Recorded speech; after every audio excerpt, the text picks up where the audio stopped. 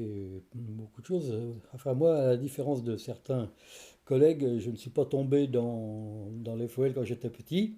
Euh, j'ai- il se trouve que bon, j'ai fait l'école normale pour être enseignant, donc. Et bon, à l'école normale, déjà, en quatrième année, je m'occupais beaucoup de l'organisation des équipes, etc., en sport. Mais quand je suis sorti de l'école normale, j'étais dans un village. Personne ne nous avait à l'époque parlé de la FOL, de l'UFOLEP, de l'UCEP. On n'avait jamais entendu parler de ça. Donc avec des copains autour qui avaient des postes à proximité, on se rencontrait nos élèves le jeudi à l'époque, parce que c'était pas le mercredi, c'était le jeudi, hein, le jour où il n'y avait pas de classe. Comme ça, en toute, même, j'irais jusqu'à dire en toute illégalité, quoi, mais on ne savait pas, hein. Voilà, on était un peu inconscients. On emmenait les élèves dans nos voitures et tout, mais bon, c'est vrai que l'époque n'était pas celle d'aujourd'hui, hein. Les contraintes n'étaient pas les mêmes. Et puis après, moi, je suis parti pendant 3 ans en coopération en Madagascar. Et là, j'étais impliqué dans une organisation qui tient à la fois de l'UNSS et de l'UCEP, quoi. C'était une structure un peu semblable à l'UNSS, mais qui s'adressait tous les élèves de l'école élémentaire jusqu'au bac, quoi. D'accord. Et là, j'étais très impliqué là, pendant 3 ans. Et quand je suis rentré en France, il s'est trouvé que le délégué UCEP, j'étais dans le Cher, moi à l'époque j'étais enseignant dans le Cher. Il s'est trouvé que le délégué UCEP est venu dans le secteur où je me trouvais, à Lignières, pour nous présenter l'UCEP, parce qu'il n'y avait pas l'UCEP dans le secteur. D'accord. Et grand hasard, on s'est reconnus. Parce que quand j'étais gamin, j'allais en colo et lui était parmi les responsables de la colo. Ah ouais, Et à d'accord. la fin de la réunion, il souhaitait qu'on mette en place un secteur, qu'on développe un secteur UCEP. Et puis, bah, comme il me connaissait un peu, il m'a désigné comme volontaire pour en être le responsable. Ah ouais, d'accord. Ah ouais. Donc, c'est comme ça que j'ai mis le premier pied vraiment dans la structure Ligue de l'enseignement en général. Là, je suis resté 1 an. Après, je suis arrivé toujours dans le Cher, donc à Grasset, où les copains avaient lancé ce qui était à l'époque les FJEP, les foyers de jeunes et d'éducation populaire. C'était un grand programme, un programme très intéressant de la Ligue de l'enseignement, qui a développé les FJEP un peu partout en France. Il en existe encore quelques-uns dans certains départements. Voilà. Et donc dans ces FJEP, il y avait des différentes sections. Alors je me rappelle que là-bas, on avait la danse folklorique, le labo photo, du théâtre, et puis le sport, donc avec à l'UFOLEP. Ce Ah qui ouais. fait que là, j'ai mené de front l'UFOLEP et l'UCEP. Je faisais aussi de la danse folklorique à l'époque. Et puis, bon, tout ça a pris de l'ampleur et on s'est un peu partagé les tâches. Un copain s'est dirigé plus spécialement vers la danse folklorique et moi vers le sport. Voilà. Donc, c'est un peu les hasards de la vie Ah d'accord. qui font ça. Et puis donc là, j'ai été au bout de 2 ou 3 ans, j'étais responsable départemental d'une commission, du FOLEP. Et quand le délégué a préparé son départ à la retraite, il m'a sollicité pour prendre le poste de délégué UFOLEP et UCEP à l'époque. Pendant 2 ans, j'ai fait les deux et ensuite on a séparé les deux parce que bon, l'UFOLEP commençait à se développer dans le département. Donc, et voilà. Donc, c'est- et puis alors après, bah, c'était tout un enchaînement encore, hein. J'ai fait 4 ans comme délégué UFOLEP départemental, donc dans le Cher. Ensuite, j'ai fait 4 ans au national. Mais là-bas, c'était très administratif et je m'en bêtais un peu, Ouais, pour être d'accord. poli. Ah, ouais, Et donc, ce qui fait que je suis revenu comme délégué dans le Cher pendant 7 ans. d'accord. Alors, une chose qui a beaucoup compté aussi dans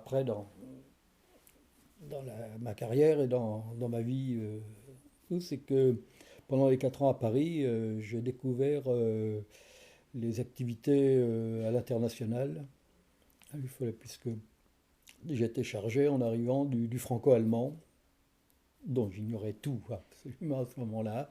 Et puis petit à petit, bah, je m'y suis un peu accroché. Et puis, ce qui fait que c'était en 78, ça, 1978. Et depuis, bah, je suis toujours un peu appliqué dedans.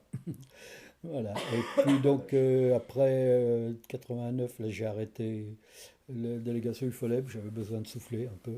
Parce qu'à l'époque, on ne parlait pas de 35 heures, hein. C'était plus souvent 70 heures que 35 les semaines. Et donc, voilà, j'ai repris un peu d'enseignement pendant 3 ans euh, dans l'enseignement spécialisé. C'était super. J'ai passé 2 années en particulier dans un institut médico-professionnel. C'était vraiment de très bons souvenirs. Mais comme je n'avais pas le diplôme nécessaire, j'étais obligé de postuler tous les ans et sans être sûr d'avoir ce qu'il fallait. Donc c'était pas très viable. Et là, j'ai été sollicité pour travailler à nouveau à Paris, mais au service Relations internationales de la Ligue, et où j'avais en charge, entre autres, le franco-allemand, en particulier le franco-allemand. Et puis, le poste a été créé et vite et supprimé parce que c'est l'époque où la Ligue a eu quelques difficultés financières, et donc, Ouais, ou la moitié, ouais. voilà. Donc, bah, j'étais un peu le bec dans l'eau, et il s'est trouvé, heureux hasard, que un poste se libérait à Châteauroux. Et comme j'étais enseignant dans le Cher, mais que depuis quelques années j'habitais dans l'Indre, voilà. Donc c'était un secteur que je ne connaissais pas, si ce n'est par le biais en tant qu'enseignant, on sait ce que c'est que la lecture et l'écriture, mais la gestion d'un service tel qu'il existait à l'époque à l'EFOL du Cher, de l'Indre, pardon, à l'EFOL de l'Indre, je ne connaissais pas. Mais bon, c'était une super expérience aussi, et j'ai pris beaucoup de plaisir, même si parfois c'était un peu lourd, surtout la gestion de la librairie coopérative, ça c'était pas le plus drôle.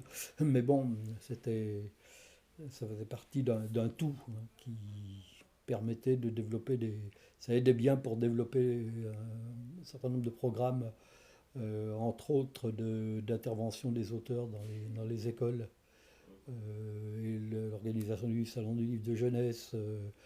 Ça, le fait d'avoir d'un côté le bibliobus scolaire, donc, qui existe toujours, là, même s'il est statique maintenant. À l'époque, moi, je tournais dans tout le département, hein, plusieurs fois par an, 5 fois par an. Et d'un côté la bibliothèque, donc, et de l'autre côté la librairie. Et ben, en s'appuyant sur les deux pôles, c'était super pour développer les programmes autour de la lecture et de l'écriture. Voilà. Et puis après, bah, voilà, après, j'ai pris ma retraite. Et je suis donc depuis ce temps-là comme bénévole dans différents secteurs de la FOL. Euh, j'ai repris pas mal d'activités à l'UFOLEP, activités que j'avais dû mettre un peu en veilleuse dans la période où je travaillais ici, sur le secteur lecture-écriture, parce que j'avais pas trop le temps, on ne peut pas tout faire. Ah, donc j'ai repris un peu cela. Autrement, moi, disons que en parallèle de ce parcours qui est à la fois professionnel et bénévole, hein, j'ai créé mon association à Moulins-sur-Ceffonds, créé l'association de randonnée pédestre, 1983, et ça dure toujours. En 1989, j'ai créé le club de korfball à Levroux. Et Oui, puis, club qui s'est déplacé donc après en 2001 à Déol et c'est qui ça. le club vit toujours. Oui, Voilà, très bien même. voilà donc ça fait partie des satisfactions, quoi. Voilà. Et D'accord. puis donc en 2007, le président du comité départemental du FOLEP a démissionné pour raison de santé et ben, il fallait trouver quelqu'un. J'avoue que ça me tentait un peu parce que j'avais envie de développer un peu d'autres secteurs que ce qui existait à l'époque, aller un peu plus vers ce qu'on appelle maintenant sport et société. Hum, C'est-à-dire pas uniquement les activités traditionnelles, compétitives ou non, mais aller vraiment vers le sport vraiment pour tous. hum. Un sport, un sport qui soit à la fois euh, promoteur de plaisir, de bien-être, hein, et puis aussi qui permettent l'inclusion de toutes les personnes, c'est-à-dire quel que soit leur statut, quelle que soit leur capacité physique, quelle que soit bon, leur différence, qu'on soit en ville ou qu'on soit à la campagne. Ouais, les problématiques sont un peu différentes, mais les objectifs sont les mêmes. Donc c'est toujours le faire ensemble. Voilà. Et ça, c'est quelque chose qui me tient vraiment à cœur. En particulier, donc euh, le sport et handicap. Je pense que ça tient aussi aux 2 années que j'ai passées en IM Pro, où j'ai été en contact avec la population des personnes en situation de handicap. Et c'est là que j'ai découvert qu'on pouvait faire un tas de choses ensemble. Et, et donc,